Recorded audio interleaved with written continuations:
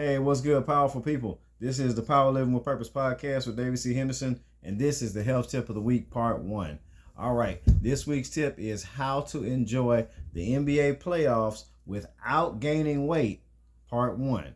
All right, this week's tip is sponsored by American Health and Fitness Services. We bring the fitness center to you through in-home, on-site, and online virtual services, diet, fitness, and sports. Diet and fitness online, and diet, fitness, and sports in person. All right, www.americanhealthfit.com, www.americanhealthfit.com. All right, so for all the NBA fans out there, we are now on the verge of the NBA Finals. All right, the Denver Nuggets beat the LA Lakers, and now we're waiting on the final, the finish of the Boston Celtics and the Miami Heat.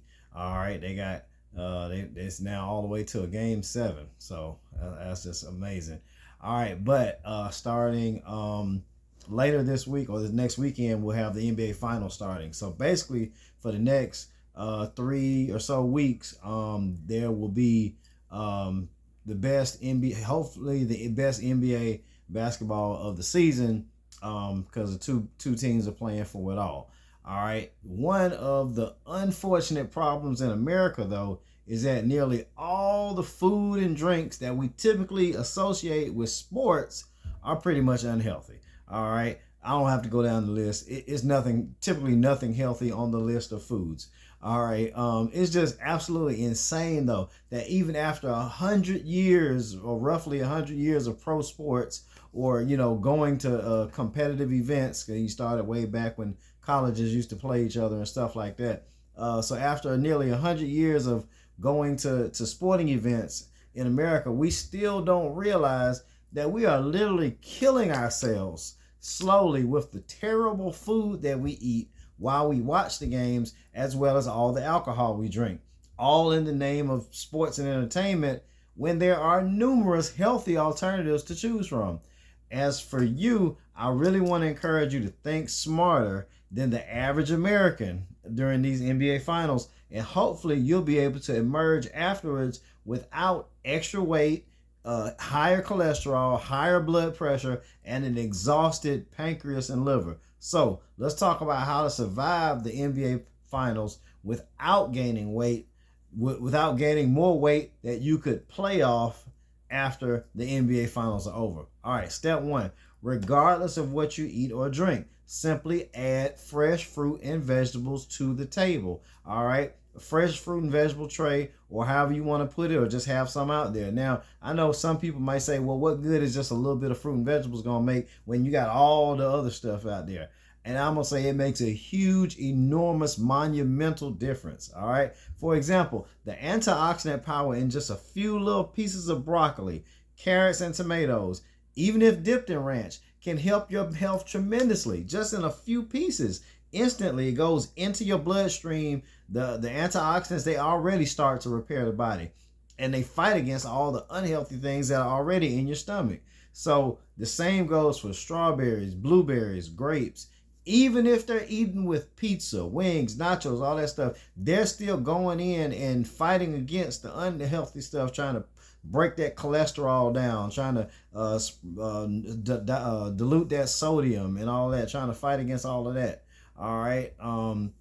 Now, as a matter of fact, if you really think about it, you really should never indulge in eating typical party foods that are high in fat, sodium, sugar, and carbs, unless you're going to include fruits and vegetables.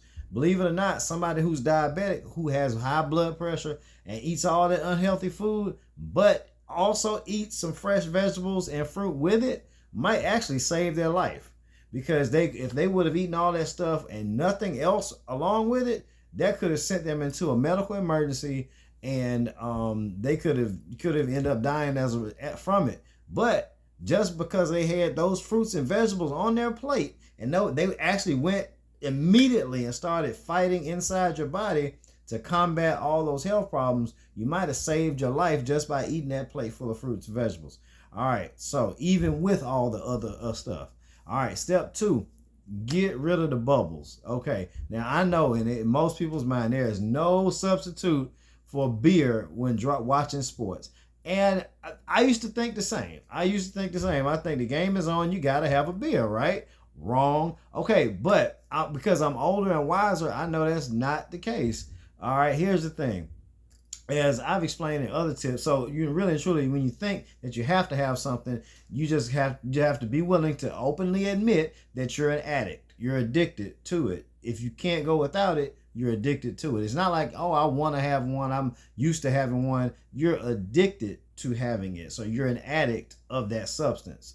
All right. So let's call it what it really is. Now, as I've explained in other health tips, the carbonation, the bubbles in the beer and the soda are one of the most harmful substances you can put in your body. Carbonated water is not good for the human body. No matter what the soda stream people tell you, carbonated water is not good for your body.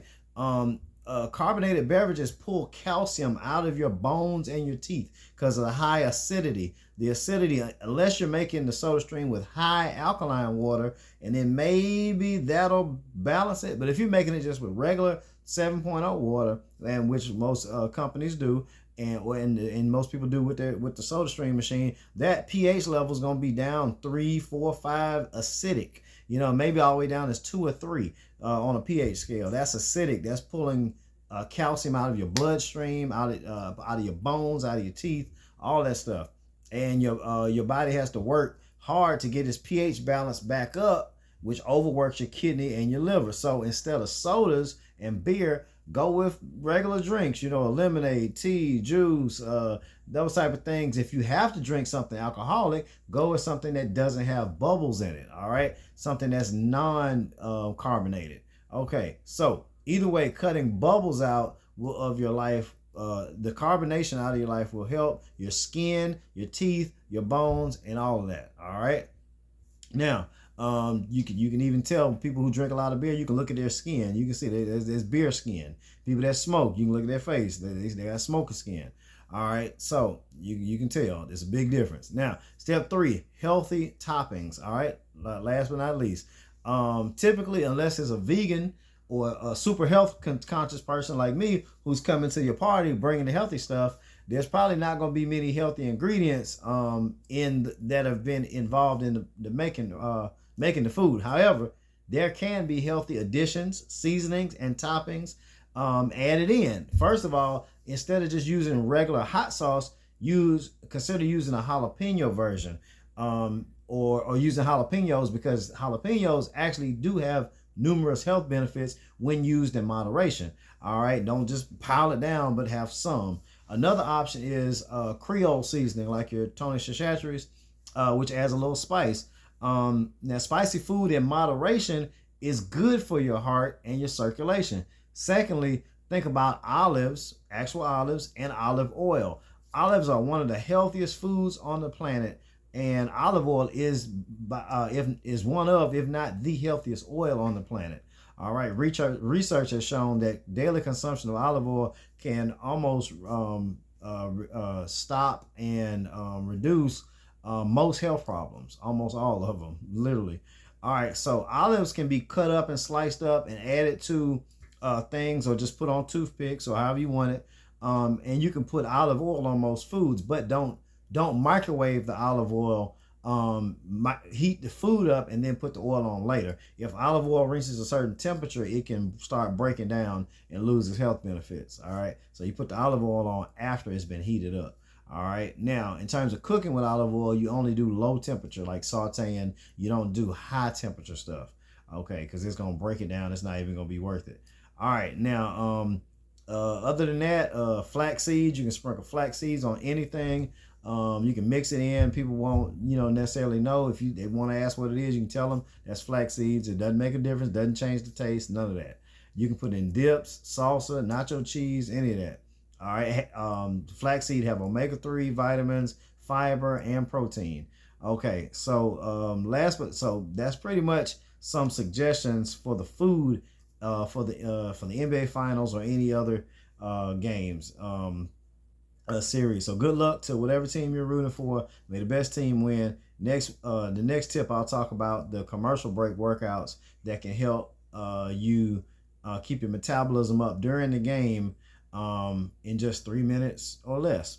All right. So until then, have a safe, healthy, and blessed week, and stay powerful, my friends.